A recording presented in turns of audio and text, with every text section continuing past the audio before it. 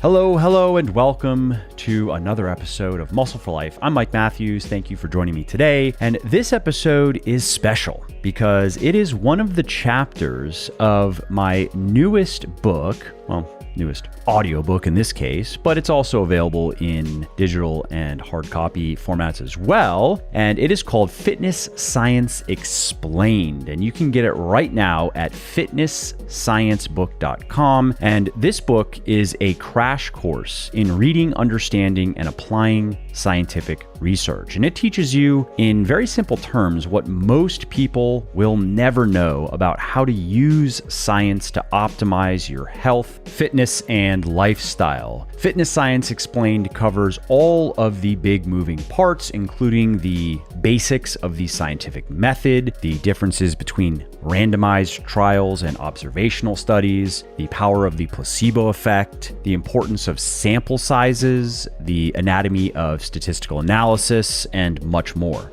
You'll also learn in the book how to get access to full text studies without spending a fortune, and the most popular journals out there for exercise, nutrition, and supplementation. And you will get a scientist formulated cheat sheet that will help you quickly and accurately estimate the quality of research that you want to review. In my opinion, the cheat sheet alone is worth the cost of the book. It is very, very practical. So whether you want to discover and use evidence-based methods for building muscle or losing fat faster, or maybe reducing your risk of disease or dysfunction, or just maximizing some other aspect of your body, mind, or life, this book will show you the way. Also, to celebrate this joyous occasion, I am giving away $1,500 in Legion gift cards. And all you have to do for a chance to win is head over to fitnesssciencebook.com, buy a copy of the book, any format, and then forward your receipt, email to launch@legionsupplements.com, and that's it. You are entered in the giveaway. You got to act fast though, because winter is coming. No, because winners will be chosen this Friday, September 4th. Oh, and you can also increase your chances of winning by buying extra copies of the book. Again, any formats. So specifically, if you buy 3 copies, you're going to get 5 giveaway entries. So that is a plus 400% chance to win. If you buy 5 copies, you're going to get 8 giveaway entries, and that is a plus 700% chance to win. And if you buy 10 copies, you're going to get 15 giveaway entries, which is a plus 1400% chance to win. And you are going to get an autographed copy of the book. So for instance, if you buy the paperback, ebook, and audiobook, that is 3 copies, 5 entries to win. And if you were to buy 3 paperbacks, as well as the ebook and audiobook, that's 5. So you get 8 entries to win, and so forth. Anyway, to get your copy or copies of Fitness Science Explained, just head over to fitnesssciencebook.com now. All right, let's get to the episode. Chapter 1. Good Science, Bad Science. The Difference and Why It Matters. The saddest aspect of life right now is that science gathers knowledge faster than society gathers wisdom. Isaac Asimov. 1 month, media headlines blazon that research has confirmed that one food or another reduces your risk of cancer, diabetes, obesity, or some other nasty health condition. Hooray, you think. Time to load up on said food. Then, sometime later, after it has become a staple in your meal plans, the other shoe drops. New research refutes earlier findings and demonstrates that it actually increases your risk of disease and dysfunction. What the heck? How can scientific research just turn on a dime like that and do a full 180? Oh well, you think. A few months of eating this way can't have been that harmful. Life goes on. Then it happens again, and again, and again. Eventually you conclude that science can't seem to make up its mind on anything, and you stop paying attention. Fortunately, this isn't true. It may appear that there's a study to prove or disprove just about any assertion, but this illusion isn't the fault of science itself, but rather the widespread misunderstandings about the scientific process, media sensationalism, and sometimes even fraudulent research. Let's take a closer look at the 9 main reasons that science can appear to be so confusing and contradictory. 1. Media misrepresentation. Attention spans are shorter than ever these days, and when news organizations have just a few hundred words or seconds to report on health matters, they can't afford to discuss the nuances of complicated scientific research. Instead, they need titillating headlines and easily digested sound bites that draw eyeballs and clicks and bounce around in social media and water cooler conversations. That inevitably leads to misinformation. The two most common ways this occurs are 1. Confusing correlation with causation. 2. Oversimplification and sensationalism. Let's go over each. Confusing correlation with causation. Quite a bit of health-related research is based on observational data, meaning that scientists observe groups of people going about their lives, collect various types of data, and then look for correlations between different variables. Correlation is a mutual relationship or connection between two or more things. For example, it was through observational research that the link between smoking and lung cancer was first discovered. In the famous British doctors' study of 1954, scientists sent out questionnaires to British doctors asking them about their smoking habits. The scientists then looked at which doctors got lung cancer and found that doctors who reported smoking were more likely to get the disease. This type of research is a fantastic tool for documenting phenomena, forming hypotheses, and pointing the way for further research, but it can never be used to conclusively determine the cause of the phenomena observed because there are many ways for variables to be related without one causatively influencing the other. For instance, ice cream intake goes up in the summer, as does the incidence of drowning. So you could say that there's a strong correlation between eating ice cream and drowning. This does not mean that eating ice cream causes people to drown, however, which is how your average media outlet might explain it. A good example of this is how the media has reported that drinking diet soda can make you fat. Cause and effect, cut and dried.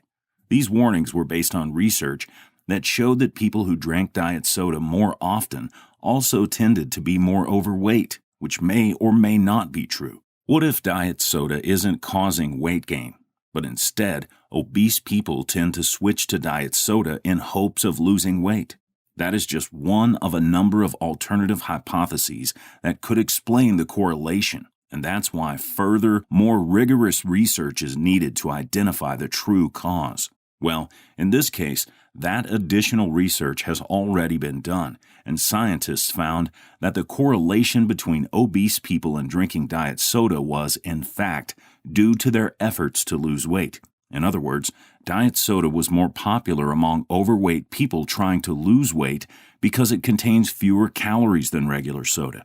Furthermore, when it's used in this fashion, to reduce overall calorie intake, diet soda consumption is associated with weight loss, not gain. Unfortunately, the media makes this type of mistake all the time. Studies show that news outlets tend to report on observational research more than randomized controlled trials, which can establish correlation, and which you'll learn more about soon, as well as lower quality studies that should be taken with a grain of salt. Oversimplification and sensationalism. The media will often oversimplify or distort the results of a study to make a nice, catchy clickbait headline. Tim Caulfield of the University of Alberta has coined a term for this, science-ploitation. For example, a popular UK website once ran the headline, "A glass of red wine is the equivalent to an hour at the gym," says new study, with a sub-headline of "New research reveals skipping the gym in favor of the pub is okay." Perfect, many people thought. Time to exercise less and drink more. If you actually read the scientific paper, though, you'll quickly realize that it isn't what the study found. Instead, it found that a compound in grapes and red wine called resveratrol may increase exercise capacity, how well people or animals tolerate intense exercise. In rats who are already exercising, there was no red wine involved in this study, and it never showed that people should stop working out. Another example of this is when the media reported on a study from the New England Journal of Medicine with headlines claiming that drinking coffee could make you live longer. However, not only did the media make the mistake of confusing correlation and causation, they also failed to mention that the study only involved people who had already lived to at least 50 years of age, had no history of cancer, heart disease, or stroke, and didn't smoke. There were many other limitations to the study as well, which the scientists mentioned in the paper, but the media failed to report on. Why can the media get away with this? There are likely 3 reasons why this type of reporting continues unabated. Journalists often have little formal training in science, and thus are unable to ensure their stories are scientifically accurate. The general public also has little formal training in science and is thus unable to differentiate good from bad reporting. Sensationalism sells, so there's always an incentive for the media to spin scientific research in sensationalistic ways. Keep in mind that most of these organizations rely on advertising revenue to survive, and advertising revenue is driven by website visits. Thus, from a business perspective, writing articles that get a lot of clicks is far more important than being scientifically accurate, especially when it would reduce the virality of the content. 2. Cherry-picking versus going by the weight of the evidence. It's very common to have dozens or even hundreds of published studies on any given topic, and in many cases, the results aren't all in agreement. Sometimes the differing or even contradictory results come from differences in how the studies were designed and executed. Sometimes shenanigans are afoot, and sometimes it's just random chance. This is why scientists consider the weight of the evidence available as opposed to the findings of a single study. Think of a scale, with one group of studies more or less in agreement on one side, and another group that indicates otherwise on the other side. The scale will favor whichever side has more evidence to support its assertion, which you could say is where the weight of the evidence lies. Thus, a good scientist will say, given the weight of the evidence, this explanation is most likely true. Unfortunately, due mainly to ignorance, personal biases, and the media's love of controversy, research is often cherry-picked to make claims that go against the weight of the evidence. In other words, people often pick out and play up studies that they don't realize are flawed, that they just personally agree with, or that will make for great headlines.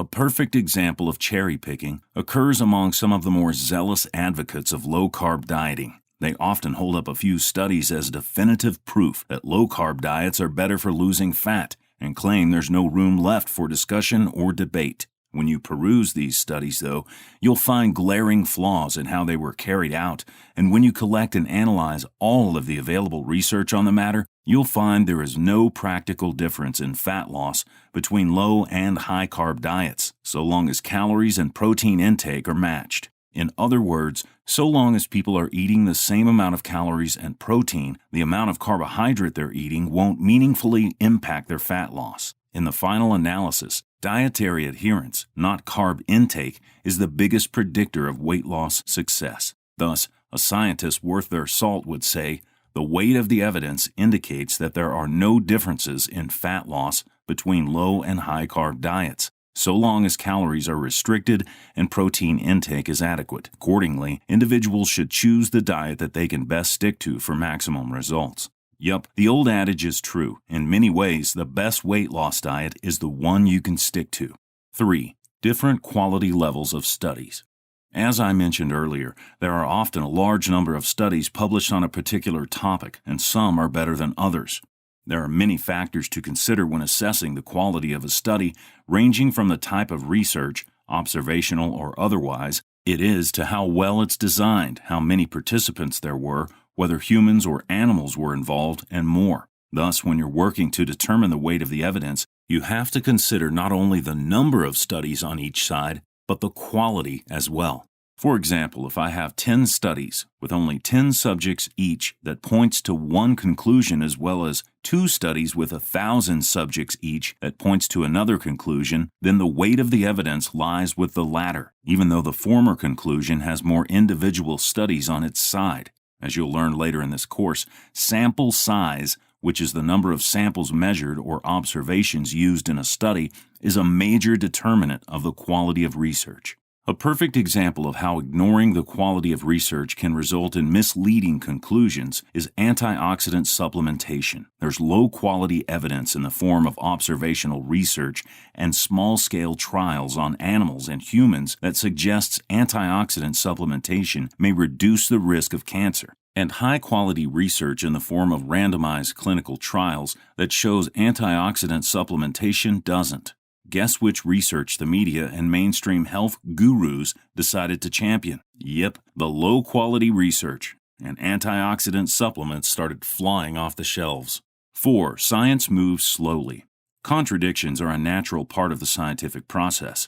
Many conclusions in science are tentative because they're based on the best evidence available at the time. However, as time moves on and as scientists accumulate more data and evidence, newer findings and understandings can overturn older ones. This is particularly true when there's little data and evidence to begin with. A good example of this process is the story of butter versus margarine. 3 decades ago, as evidence accumulated that the saturated fat in butter may be related to heart disease risk, scientists recommended that people switch to margarine to reduce their saturated fat intake. However, evidence then began to accumulate that the chemically modified fats, trans fat, in margarine were even worse than saturated fat in regard to heart disease risk. Based on this newer evidence, scientists revised their recommendations to continue to limit butter, but also eliminate margarine and trans fats from diets. 5. Science often deals in shades of gray rather than black and white. Science is full of nuance, and therefore research usually doesn't lend itself well to headlines and sound bites, which is what most people want. Simple, neat, black or white answers to their questions. Unfortunately, though, many scientific topics operate more in shades of gray, and especially when the evidence isn't strong. There is often a lot of uncertainty in the realm of science, which the general public finds uncomfortable. They don't want informed guesses. They want certainties that make their lives easier, and science is often unequipped to meet these demands. Moreover, the human body is fantastically complex, and some scientific answers can never be provided in black or white terms. All this is why the media tends to oversimplify scientific research when presenting it to the public. In their eyes, they're just giving people what they want, as opposed to offering more accurate but complex information that very few people will read or understand. A perfect example of this is how people want definitive answers as to which foods are good and bad. Scientifically speaking, there are no good and bad foods. Rather, food quality exists on a continuum, meaning that some foods are better than others when it comes to general health and well-being. Take sugar, a molecule that most people consider bad. In and of itself, it's not a harmful substance, and one of its components is necessary for life: glucose. Research shows that when it's consumed in moderation as part of a calorie-controlled diet, it doesn't cause adverse health effects or fat gain. However, when sugar is added to highly processed foods to enhance their palatability and energy density, these foods become easier to overeat, and the resulting increase in calorie consumption and fat gain can become a health issue. That doesn't make for a good tweet or elevator pitch to a book publisher, though, and so the research on sugar tends to be separated into 2 buckets, one that shows it's good and another that shows it's bad. This creates the illusion of incongruity, when in fact, it's just a case of missing the forest for the trees. I hope you are enjoying this episode, which is one of the chapters of my newest book, Fitness Science Explained, which is live right now at fitnesssciencebook.com. Now, this book is a crash course in reading, understanding, and applying scientific research, and it teaches you in simple terms what most people will never know about how to use science to optimize your health, fitness, and lifestyle. So whether you want to discover and use evidence-based methods for building muscle or losing fat faster, or maybe reducing your risk of disease or dysfunction, or just maximizing some other aspect of your body, mind, or life, this book will show you the the way. Get your copy now at fitnesssciencebook.com and forward your email receipt to launch@legionsupplements.com, and you will be entered to win a Legion gift card. I'm giving away $1,500 in Legion gift cards to celebrate this joyous occasion. Again, that URL is fitnesssciencebook.com. 6. Lack of reproducibility/replication. A very important concept in the realm of science is replication or reproducibility. For a scientific finding to be considered true, it needs to be reproduced, meaning that other scientists should be able to achieve the same results by repeating the experiment. This is important because if other scientists can't replicate the results, then it's likely the initial results were a fluke. The media loves to report on hot new studies with new findings, but often such studies are small pilot experiments that have yet to be reproduced with larger sample sizes and better study designs. Often, later studies end up refuting the results of the original breakthrough research, giving the appearance of conflicting evidence. In reality, the initial results were happenstance. This is why it's important to be cautious when viewing small studies with new or unusual findings. One of the greatest examples of this happened in the 1980s. Two scientists held a press conference saying they'd been able to make atoms fuse at room temperature, cold fusion.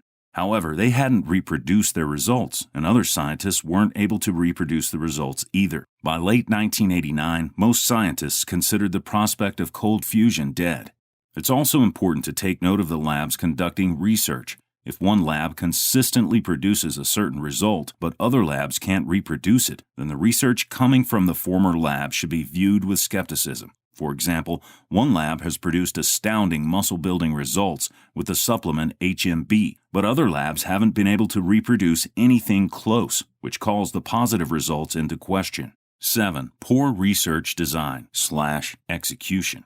Sometimes a study produces unusual results simply because it's poorly designed and executed. A perfect example of this is research out of the Ramazzini Institute in Italy that supposedly showed that aspartame caused cancer in rats. The research was heavily criticized by leading scientific organizations for having many flaws, including the fact that the control rodents had unusually high cancer rates, and the fact that when independent scientists asked to double-check the data, the institute flat-out refused.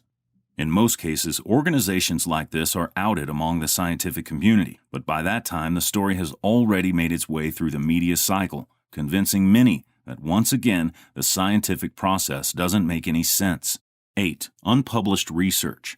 When scientists do a study, they collect the data, analyze it, write up the results, and submit the write-up to a scientific journal for publication. The study then goes through a process of peer review, which consists of other independent scientists reviewing it for flaws. Based on their findings, the study is either accepted for publication or rejected.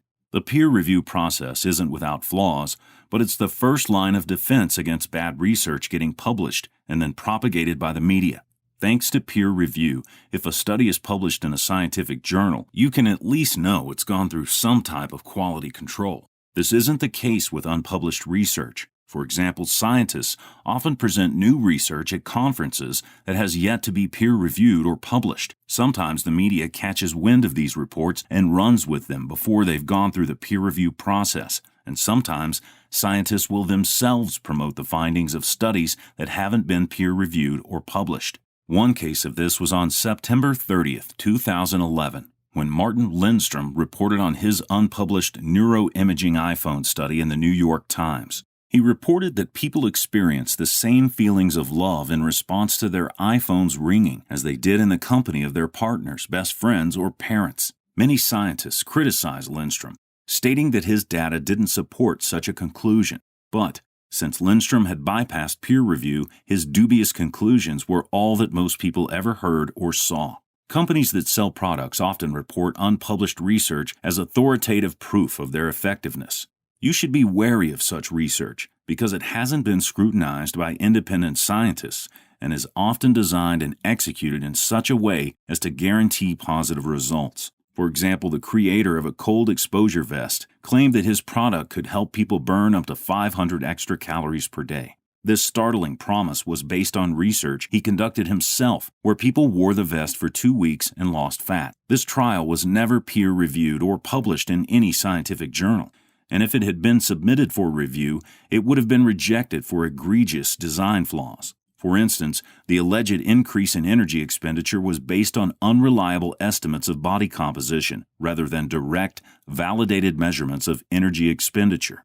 9. Fabricated research. Fabricated research essentially means research that's been made up. While fabricated research isn't nearly as common as everything else we've covered so far, it still exists and can lead to great confusion.